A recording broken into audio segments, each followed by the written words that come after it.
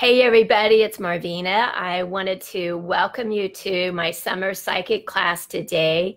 So today we're going to be talking about mirror gazing, and we have just a huge history of mirror gazing. It goes way back into time, and I think it's an aspect of divination,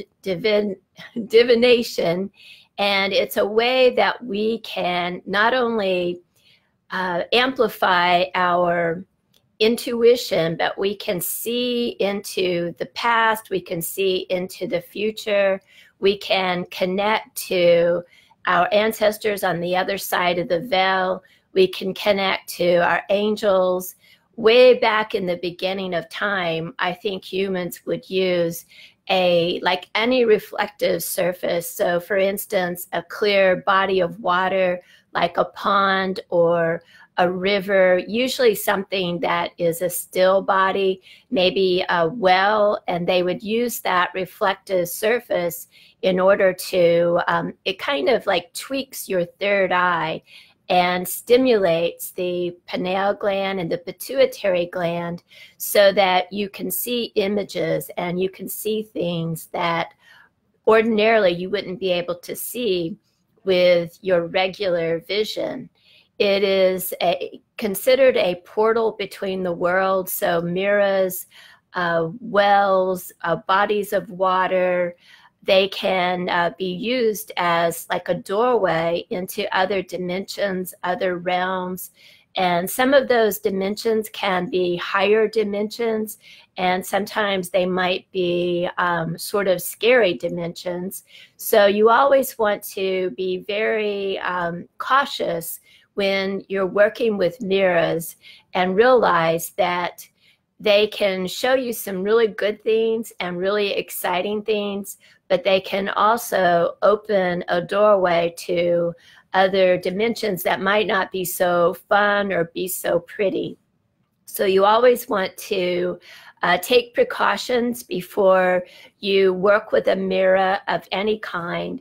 And what I like to recommend is using a mirror that you don't really need for other purposes, but that you can use it for divination purposes or for like a hypnosis or a meditation practice.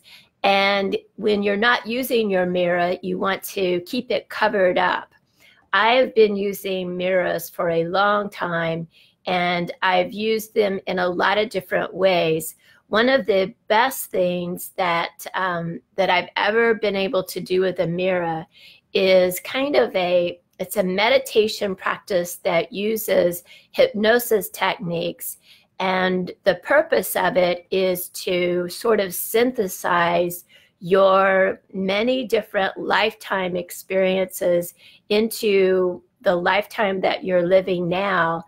And what you do is you sit with your mirror every day, and you want to cleanse the mirror in like a ceremonial way. So you can use like some clear water. In the old days, they would wash it with well water, like a really clean water. And I like to put a few drops of rose oil into the water, just a little bit. And this kind of creates a high vibration around. It's like blessing your mirror to the experience. You can also run the mirror over some sage or some sweetgrass, cedar, and that helps to banish any negative influences that might have been accumulated to the mirror. So you might have noticed, if you've ever like inherited a mirror from somebody, like for instance, your grandmother gave you her old bedroom set and it had a big mirror, and you put it in your bedroom, and you just noticed that that area of the room, it never really felt good. It always felt a little bit, I think in Louisiana, they call it bougie or bougie. It just feels a little hinky, like it's, dark energy or negative energy, that you avoid going by there. You might avoid looking into that mirror. At times when you did look into it, you might have got some glimpse of like shadows or negative energies.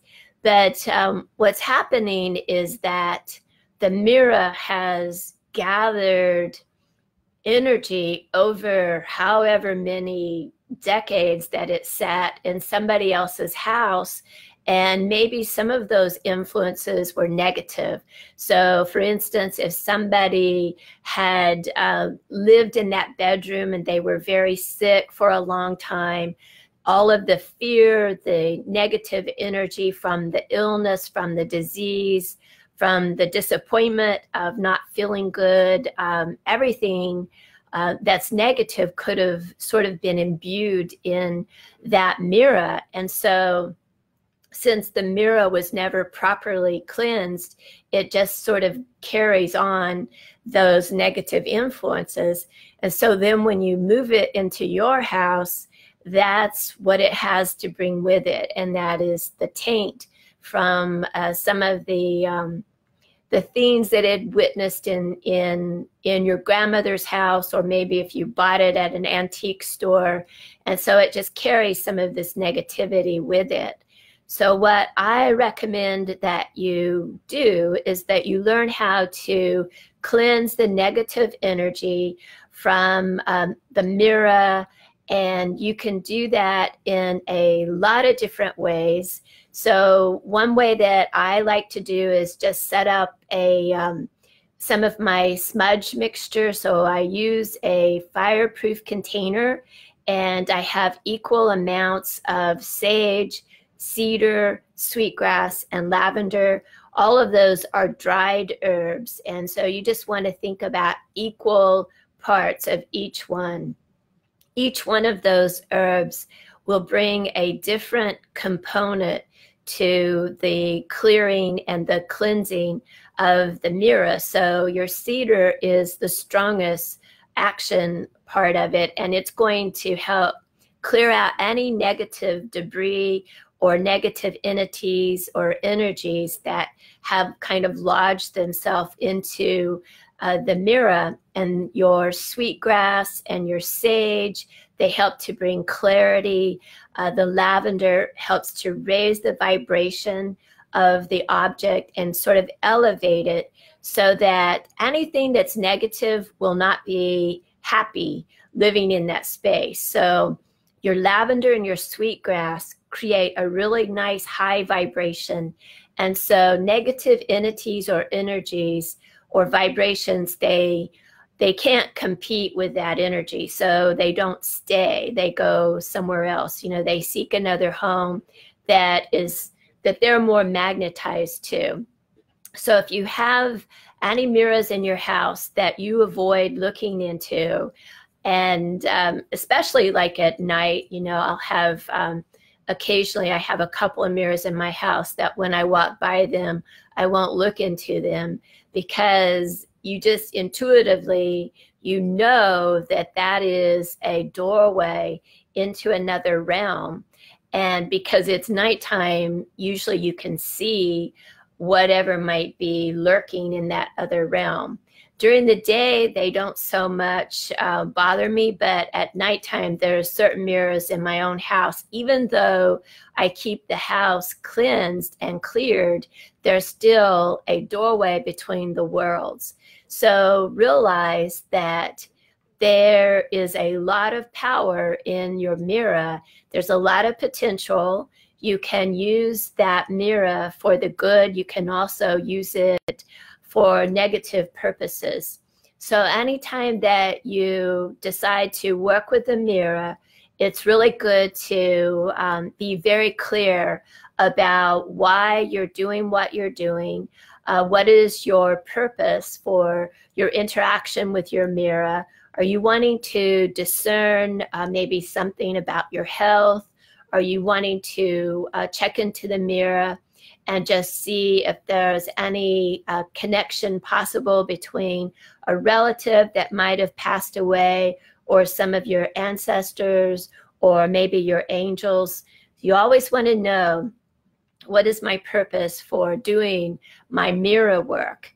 So the mirror meditation that I want to share with you today, it is a great tool that can help you to kind of integrate maybe parts of your life experiences, and not just in this lifetime, but in other lifetimes. And that is a pretty powerful thing, but it can help you to synthesize those life experiences and integrate them together. And it is an amazing tool that can help you to raise your consciousness to a higher level of awareness. And anytime that you can do that, it's kind of like the universe recognizes that you're at a higher level of awareness, and they offer you a whole different stream of opportunities to learn. It's like whenever you graduate from high school and you go into college, the course material is going to be at a different level, and it requires you to have a foundation already, and it's designed to challenge you to always be kind of upping your level. So the mirror meditation that I did, and it's really very powerful. It's very amazing. I can't recommend it enough, but it does take a little bit of commitment and some time. I would block out 3 weeks, so 21 days, and in order to properly expose yourself to it, because you don't want to just get your mirror out and look at it for a while and just think, oh, well, there's nothing here to be had, because it does require some patience and some commitment in order for you to kind of relax the ego part of your mind so that you can begin to merge into a hypnotic state. And in that state of consciousness is where you're going to be able to really tap into some of the fun stuff with the mirror. But it's usually not going to happen just like in the first 5 minutes, although I'm all for it if it happens for you.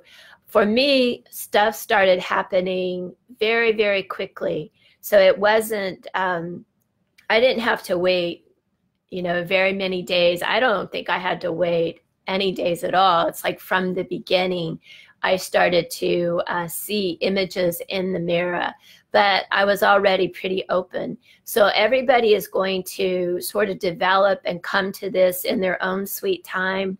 But you can set yourself up for a mirror meditation in several different ways. So I want you to kind of feel flexible, that you can take the way I'm doing it and create your own model and what works for you. So the way that best worked for me was to use a bathroom mirror, and it's a floor to ceiling mirror. And I had at the time a really big bathroom, and I would sit on the floor. And what you want to do is light a tea candle, and you want to have a room that has no light, no outside light coming in. And so for some of you, that might mean that you have to wait until it's dark. And actually, that's a really good time of day, like dusk, like right whenever the sun is setting, is a really powerful time to do this meditation and have just one light source in the room. And you want to set your candle so that it is behind you and maybe just a little bit to one side. You don't really want to see the flame in the mirror, but you want to have just a little bit of that light interaction.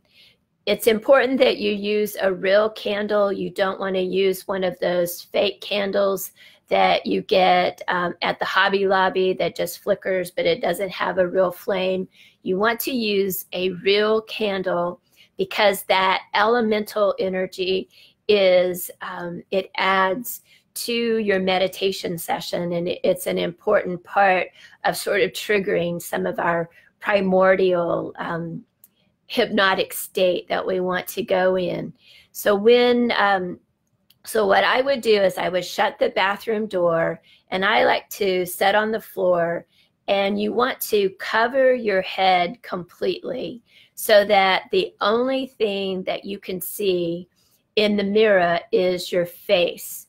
So you don't want to see your arms, you don't want to see your hair, you don't want to see your neck. You really just want it like right here so that you just see the face in the mirror. Before you do your session, you can just take like a washcloth and clean your mirror really nice so that you don't have smudges in the mirror. You can say a blessing for the mirror in any way that feels really good for you. If you don't know a particular blessing, then you can just say like the Lord's Prayer. But what I like to do is a triple invocation, divine creator, divine creator, divine creator, divine archangels, divine archangels, divine archangels, my personal team of guides, teachers, and angels. I pray blessings for this mirror. I pray that you assist me in using this tool today in the art of divination for my highest and best soul good. So be it, and so it is, and so it shall continue to be. So this is a very simple meditation, but it's also very powerful. If you have not worked with this mirror before, then within your prayer, then you also want to add, I banish all negative entities, energies, vibrations, and spirits from this mirror and from this room and this space. Be gone from this space now. I command it to be so, it is so, and it shall continue to be so. So that is a complete banishing. It is also a complete invocation, and it just sets it up so that your room is safe, the energy in your room is protected, and you can be confident that when you're working with your mirror, that you're not going to be exposed to any like negative entities. Now, here is an important little caveat to this, is that when you have done your invocation and your banishing, and you know that you have performed those expertly, and you have taken every precaution to create high vibrational energy around your room. So you've used your sage, you've used your cedar and your sweetgrass and your lavender. You have created a good intention for your session today, and you have good intentions. You're not wanting to like do a dark magic on someone. Then when you're observing whatever images are coming into your mirror, and you happen upon something that might look scary or dark or negative, then my teacher taught me that it's a part of your healing, and it's important to embrace whatever it is and to send it love, to send it a blessing, and to send it healing.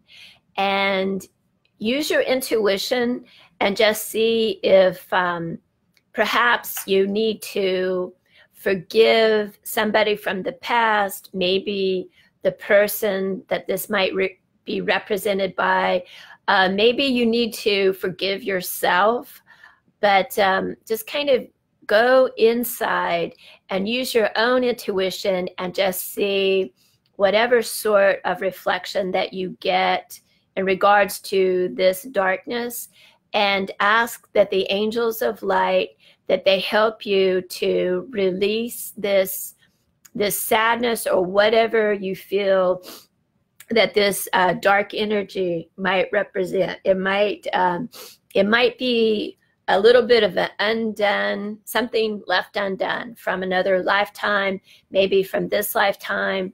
But whenever you have set your circle and you know you've covered all your bases, and you see something compromising or a little bit negative, then my teacher always taught me that embrace that, because it's an unhealed part of yourself.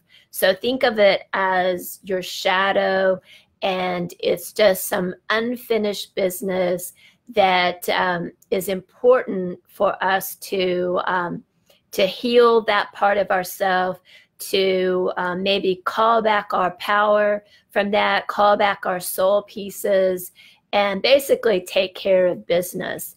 Because all of the work that we do is ultimately for the purpose of raising our consciousness and continuing to go to higher levels of awareness and self-mastery.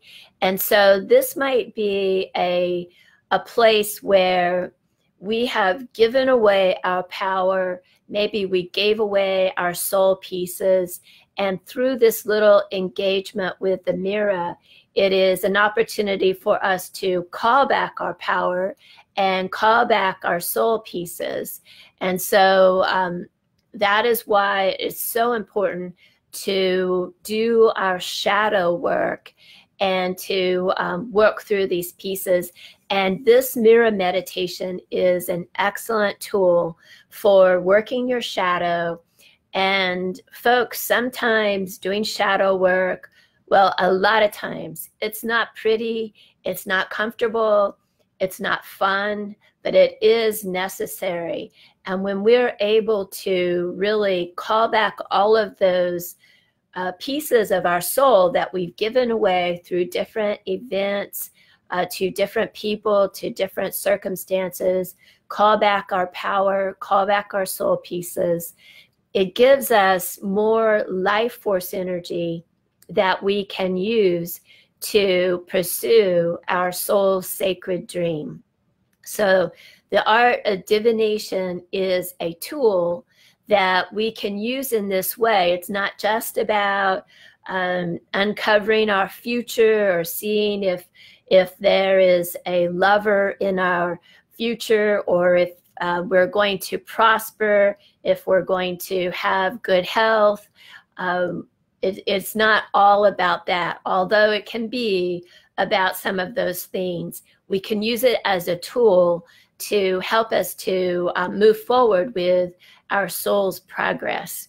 So after you have done your blessing, you've done your banishing for the mirror, you have set your candle in the room, you don't need anything else in your room. So you don't need incense. Music you can use ahead of time to sort of kind of soothe yourself and get yourself into a really high vibrational state of mind, kind of like an altered state of consciousness. But you don't have to really have anything playing in the background. What I like to do is just set with the mirror, and you want to gaze at it without staring at it really hard. Like, you don't want to just lock onto it and try to not blink, but just kind of like soften your gaze and gently just look into the mirror, really without intention so much as just trying to gaze at the mirror without trying to like make anything happen. this is a part of our work where you want to allow things to happen. And I know a lot of you that are on the class today, and you're a lot like me, is that whenever you kind of set your mind to do something, that you want to get it done. And it's like, well, let's take action and let's go make it happen. But in mirror divination, mirror gazing, you want to allow things to happen rather than make things happen. And this is where you go into the feminine, receptive part of ourselves.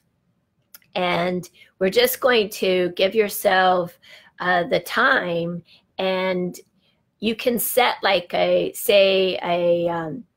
for instance, a 12 or 18 minute timer on, and you want to have a timer that's not going to be like really loud. So like on my cell phone, there's all kinds of ringers and chimes. So you want to choose a timer that whenever it goes off, it's going to be a gentle one. You don't want a real aggressive sound, because you're going to be in an altered state of consciousness.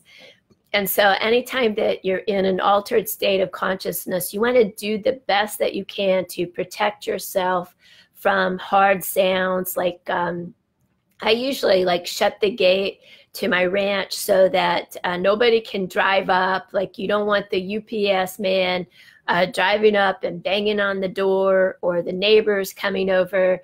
So unplug your phones, ask anybody that's in the house that they not disturb you. Just do everything you can to protect yourself while you're in an altered state of consciousness. And things do happen occasionally, but if you take some measures ahead of time, it's you probably won't have that, to worry about. But I set a timer, and I think 12 to 18 minutes. I like to go in sets of 3, so 21 minutes, 24, 27, 30 minutes, so that it's kind of like a return number for me.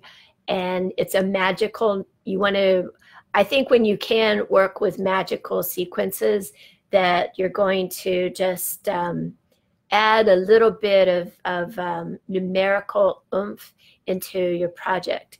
So I'm going to show you a scarf and the way that I set it up. So I just have like a regular scarf, and I'm just going to like cover my face. And so when you're looking in the mirror, you don't want anything else. You don't want to be able to see anything behind you. And ideally, you don't want to see your hair, just your face. And so you want to pin this so that your hands, that you're not even seeing your hands. So what you do is you just gaze into the mirror, and you're already in an altered state of consciousness, and just soften your gaze. You don't want to have a hard stare going on, and just be aware of the images. And see, I'm like, I gotta quit because I'll get into an altered state of consciousness and there's no telling what I'll say. But it's for me, I go into an altered state of consciousness like really easy, but you just want to be aware of whatever images are coming to your mind. You don't have to like take notes. You don't even really have to take mental notes. Just think of yourself as the observer. So everybody's going to experience this a little bit differently, but it is an amazing meditation. You can see yourself from a baby. You can see your face as a baby going all the way through your life, all of the different stages, and you'll see yourself as an old woman. You will then see yourself possibly as a man in all kinds of different cultures. It's not going to be like, you know, you're always a white person. You might be a Native American. You might be from the Middle East. You might be a African American. There's no rhyme or reason. You'll see many different stages and ages of yourself, and usually it's going to, or often it's going to be other lifetimes, although not you necessarily. It could be someone that was connected to you. But you just want to allow yourself to observe and to witness. And usually you will know when the time is right to end your session. Either your timer goes off, and another note is I always put my timer like outside my room so that it doesn't disrupt my energy. So you don't want to like rattle yourself whenever, you know, you're with Genghis Khan and in a whole nother realm. It's you want to just be as gentle with yourself as possible. And then after your meditation, and I need to do it right now, is I'm going to get myself a drink of water here, sorry. When you feel like you need to bring yourself back into this dimension, have a glass of water or a cup of tea or something that you can use to kind of like get your body to back in the physical. So when you have to swallow, it forces you to kind of go from an altered state of consciousness back into a regular state of consciousness. So I really have to fight it because the light on my camera is very hypnotic. So, but anyhow, you can use that to your advantage. My teacher always taught me to have a snack after my session. So to have a cup of tea and a cookie, or a biscuit is the way they put it. And that's an English term for a cookie. So you want to have something set aside that you can drink and that you can eat, and that's not really hard for you to get to. And that will help to ground you. Another way that you can ground yourself whenever you're feeling really like scattered or in a very heightened, altered state of consciousness is to say your name, say your birthday, the street that you live on, and maybe the day, the year, whatever you can think of that can help you to sort of get yourself back into this body, into this time, this day, and this age. That will help you. So you don't want to kind of gloss over that part and think that, oh, I'm not going to get too altered, because you don't know. There are some tools that you can use and it doesn't affect you at all. And then there are some tools that you use and you're like, bam, you know, you're out there. So have a game plan in place to help you kind of get very grounded. Another thing that I would do after I did a really heavy meditation or a hypnosis session is that I would have my lunch. I usually had my lunch after a meditation, and just by eating a meal, it helps me to really get more grounded into the physical body. We really can't bring our magic out into the world unless we're grounded. So it's like one thing to go out and to get ideas, to be inspired, to do our healing work, to work our personal pieces, but to really have an effect in this dimension, we have to be very grounded, and we have to know how to do that. So, and when to do that, when it's appropriate, so that we can sort of organize our time better. Because otherwise, if you don't do that, then what you run the risk of doing is spending too much time kind of willy-nilly, like out, ungrounded, unstable, and you're not any good to yourself or to anybody else. So if you commit to a 3-week mirror gazing routine and keep a diary, so you want to keep a little journal about your experience. It doesn't have to be like a huge volumes of books on every day, but the highlights. So today I, whatever, you know, put down, it felt like a very powerful session, or it felt kind of unstable, or it felt willy-nilly, or I felt relaxed, or I saw images, or I didn't see anything. I saw a vision of a sailboat, whatever it is. Just take some notes of your experience, because down the road, you might be reviewing your notes and see, well, you know, I saw that sailboat in the first 3 days of my experience, and then a couple of weeks later, so-and-so called me and they want to go out on the lake and take their new boat out. So that is a prophecy.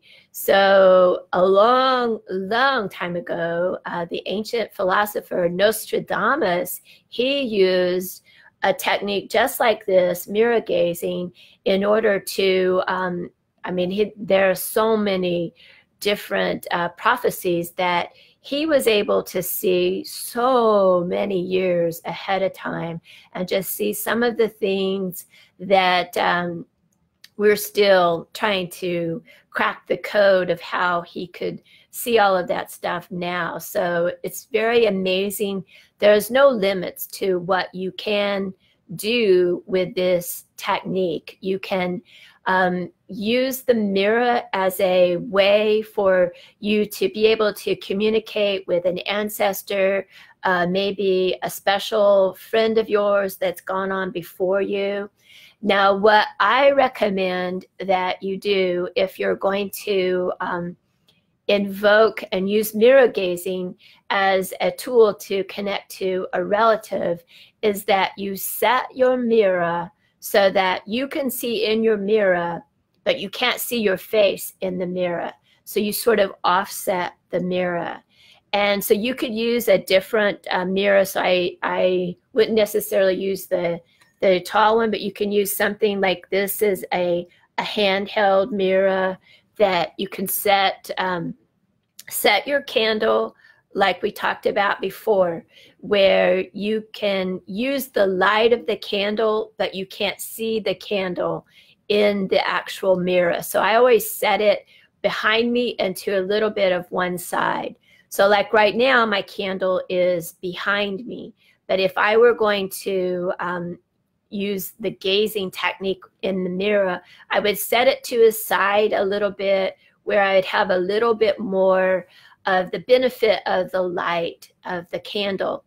And you want to do your invocation and your banishing very similarly to what we did with the meditation routine, but in the middle of your prayer, then you call upon that spirit that you want to communicate with. So for instance, if you want to connect to your grandmother, Hazel, then while you're doing your prayer, you would say, I call upon my special ancestor, my grandmother, Hazel, and I invite her into this room to be present and to show herself within this mirror, and allow me to communicate with her at this time. And then you just close your prayer like normal. And then what you want to do is just allow yourself to gently gaze into the mirror. You don't want to do like a hard stare. Again, a big part of divination, of working with any divination tool, is being very allowing of the energy and not feeling like we have to force anything to happen, or it's got to happen in 10 minutes because I've got to go take the bus to the grocery store or whatever. It is hugely important that you have within your state of mind a sense of allowing. And I just think that you're going to get a lot more of what you want when you work at it from that approach. We can stomp our foot all we want to and try to make things happen with a spirit or with the universe. And I feel like we're just going to be wasting our energy. So it's very important that you have a very allowing state of mind, and have some ideas about what it is that you're wanting to ask your grandmother. It helps to have maybe some of her themes in the room with you. So if you have a photograph of her, if you have like maybe her hairbrush, if you have her hand mirror, I would use her mirror. Back in the old days, a lot of the ladies, they had a dresser set where they had a brush and a mirror and maybe their perfume containers and those sort of things. And so that would be a very good mirror to have. But you don't want to be able to see her photograph in your mirror. So you want to have it in the room, but don't have it situated so that it's in the mirror. So that way, you know that if you see an image in the mirror, that it's not a reflection of a photograph that you have in the room. But you don't have to have a memento of hers, but I think it's very powerful if you do that.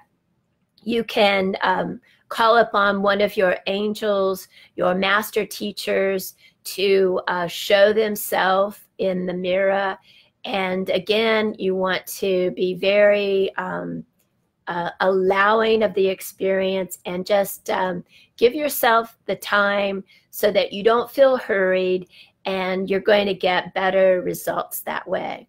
Again, after you do any sort of encounter with the other world, you want to be sure and take some time to properly ground yourself before you get up. And if you don't have your water and your cookie in the room, then say the date, your full name, and all of that. It's like you want to take the time to ground down.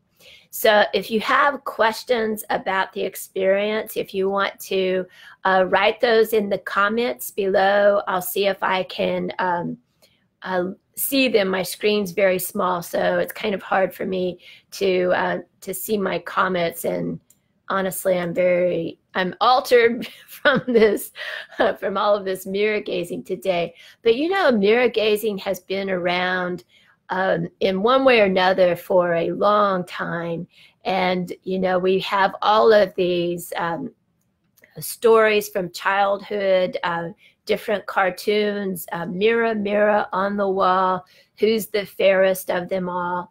So in that circumstance, you know, the mirror, it told the truth. Sometimes the truth is not pretty. And in the case of the Wicked Witch, it's like she was content when she was the fairest, but then the mirror told her one day, oh, you know what? There's another maiden in the land and she's prettier than you. And so then it sort of turned her so that she used the mirror for the dark side, for dark purposes and dark intentions.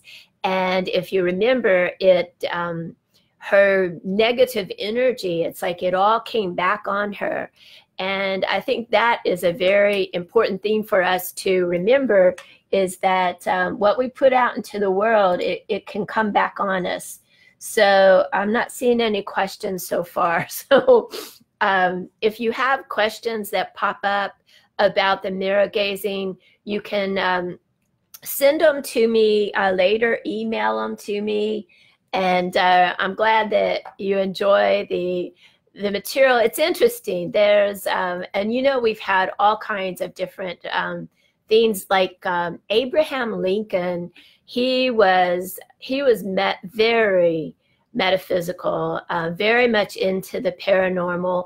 And there is a story that he was looking into his mirror, and he saw a vision that he would win a second term in the White House. And so, I mean, that is, there were all kinds of seances that were performed in the White House with Mary Todd Lincoln and President Abraham Lincoln. Unfortunately, they had a daughter who died when she was very young, and so they did different types of divination, mirror gazing, to be able to communicate with their daughter, and that, you know, helped them to kind of process some of their grief from losing a young child. So we have another question. Do you always not have yourself in the mirror, or just when you ask to see an ancestor? So when you're doing the mirror gazing technique for the meditation, you look at yourself in the mirror. So, okay, what is that? Oh, I'm sorry. Hang on. Okay. So when you look at yourself in the mirror, I'm sorry, I'm altered. All of this talk about divination has definitely got me into an altered state of consciousness. But yes, when you're doing the meditation, you look in the mirror and you use the scarf, and you want to use a scarf that has no shiny surfaces. So I like to use a black scarf that is a matte material, so there's nothing shiny or reflective, just a very dull black scarf, or just get a piece of material. But you will look at you in the mirror. Now, when you're working for the intention of connecting to your angels or to a relative, then you offset the mirror so that you can't see yourself in the mirror, but you can see the mirror. So like if I were to be looking at my mirror right now, I could turn it just a little bit and I can see in the mirror, but the mirror can't see me. So that is one technique. But you know what, Joy, you want to be kind of flexible with this, and you might experiment. Always ask your guides, your angels, and your teachers to protect you in the process. Be very clear about what your intention is, and always remember that your ancestors, they might have their own business going on. So just because I want to communicate with my grandmother Hazel doesn't mean that Hazel's available. You know, she might be very focused in another reality, and it's not really convenient for her to be able and come and talk to me. So that's why you want to have that allowing state of mind, not demanding, but allowing. And I just think that you're not going to create karma whenever you go at it from that attitude. Another example of using a mirror is in the story of Aladdin's lamp, where they would rub the lamp, and it's a metal surface that reflected their reflected light, and the genie would appear whenever they rubbed the lamp. So there are many different surfaces that we can use besides a mirror. So before, mirrors were made, they would use maybe like a wash basin, like a metal basin, and clean it, rub it so that it's shiny and it's more reflective. And they were able to, you could see maybe something that's coming to pass, and maybe what's going on with your family that's in another part of the country. A lot of times we think of all of this as like new material. It's the new age. It is so not new at all. It's very ancient. And, back in times, it's like they didn't have a telephone to call mom and see how mom's doing. They didn't have social media to keep up with their cousins or with the community, and with the country and with other countries. So divination with mirrors and shiny surfaces were done in a lot of different ways in order to see what's going on with their country, and are they safe? Do they need to really protect their food sources from an invasion from the Saxons? How is their cousin doing? Is the president still the president, or the king or queen still on the throne, or is there somebody else on the throne? So back in the day, we had to use our resources and what we had available to us in creative ways. And so this is one of the ways. I'm going to talk some more tomorrow about some of the other ways of using divination, but be okay with experimenting and just seeing what works good for you, and be patient. And especially if you're going to do the 21-day mirror meditation, I really recommend that you try that one on, put it to use, and be patient with it. Just realize every day I'm going to sit with the mirror. You don't have to like have any particular like sort of breathing thing going on. Like you don't have to use your yogi breathing or a fire breathing or the hatha yoga breathing technique. You just want to think about a very gentle breathing. So you're not huffing and puffing. You're not really trying to make anything happen with it. You're just gently looking into the mirror, and you're observing whatever it is that you see in the mirror. And then afterwards, just take your notes. And this meditation is something that can really help you to go up to a completely higher, more elevated level of consciousness, just all by itself. And I know it sounds very simple, might sound a little bit bougie, but it's a very simple but powerful technique. And you want to be a little bit, I want to say, not necessarily forgiving, but compassionate, maybe forgiving and compassionate with the images that you see, because honestly, there is no telling what sorts of images that will pop up. Sometimes you can look at it and you know without a doubt that it's you in that image, and then sometimes you don't know for sure.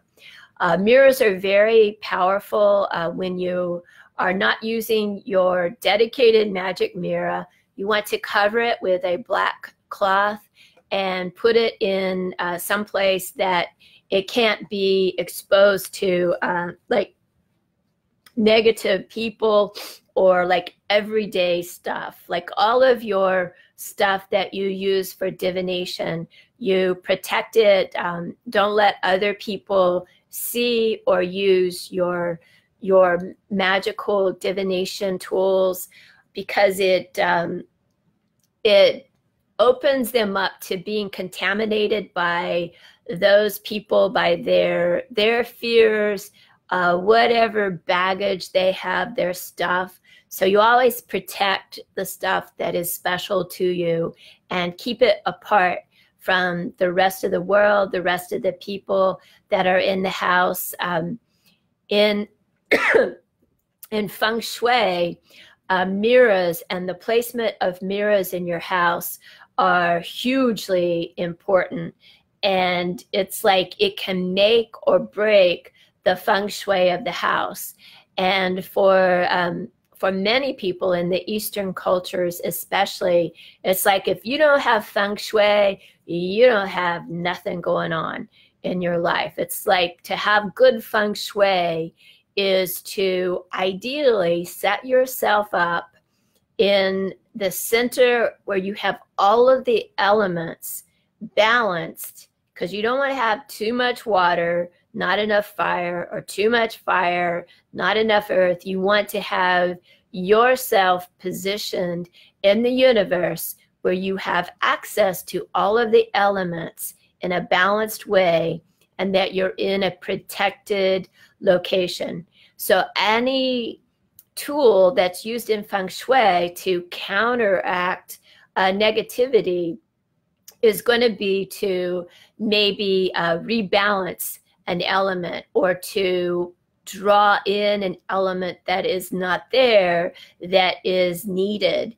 And so the great feng shui masters, they know that a mirror is such a powerful tool that it can take a little bit of water, and if more water is needed for luck in that household, then the mirror can be used as a tool to magnify the water or whatever element is missing, or whatever element they need to like calm down. They can use mirrors to work together, or balance against each other. They can use them to bring in a quality, to diminish a quality. You can use mirrors to rebalance your energy field.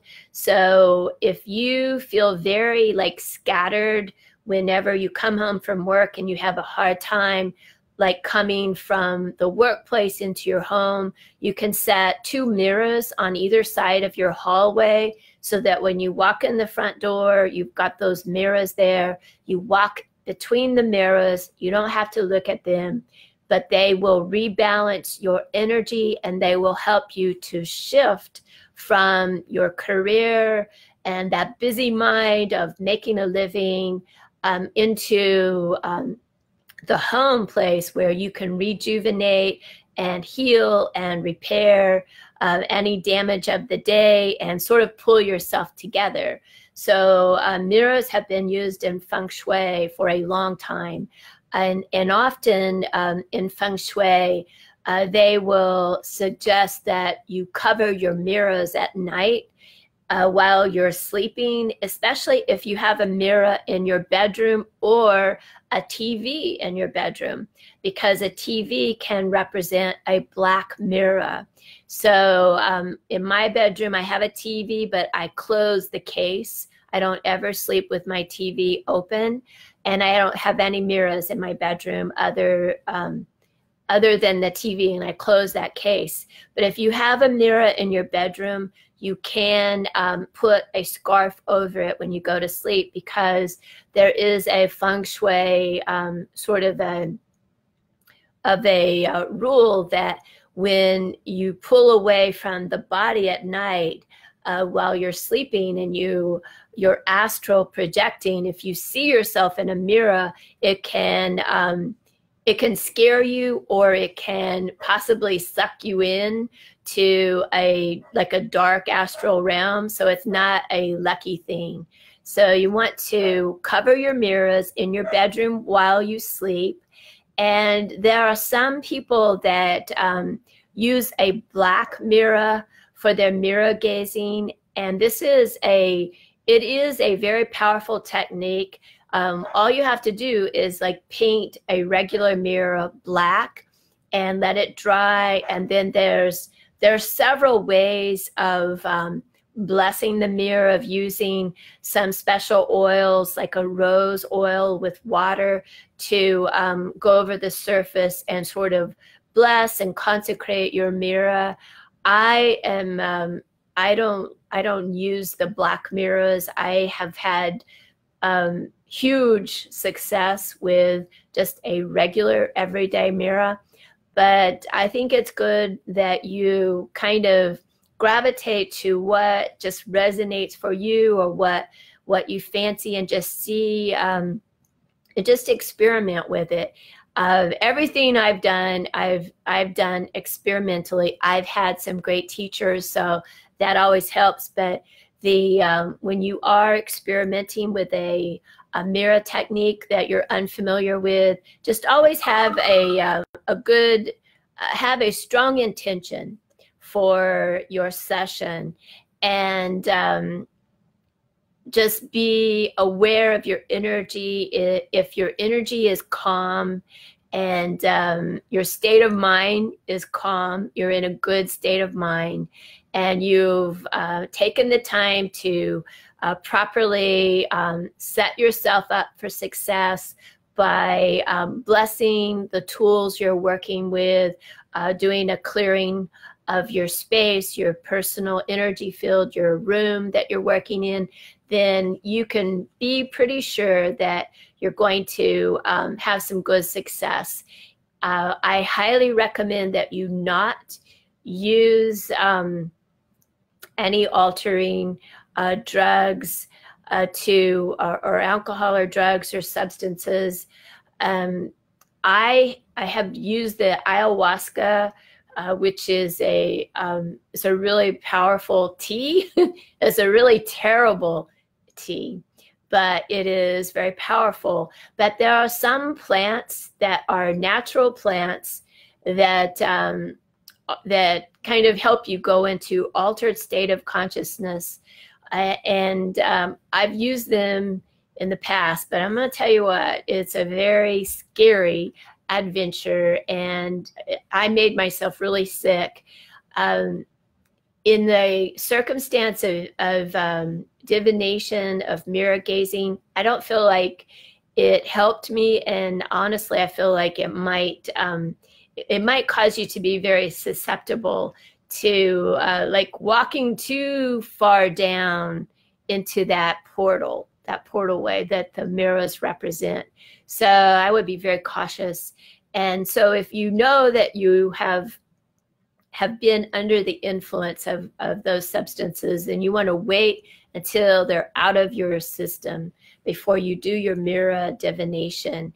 And a good rule of thumb is to always apply what we've talked about before in right life, right thoughts, right actions, so that your energy, your vibration is high.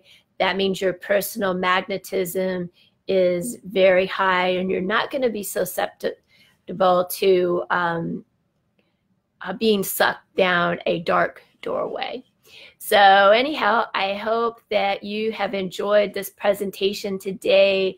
There's just so much that can be beneficial from working with mirror gazing. So I hope that you work it into your routine. If you have questions, just send me an email or let me know here on this forum, and I'll do my best to get back with you. So have a great day, and I look forward to seeing you again really soon. Thanks a lot. I'm Marvina. Bye-bye.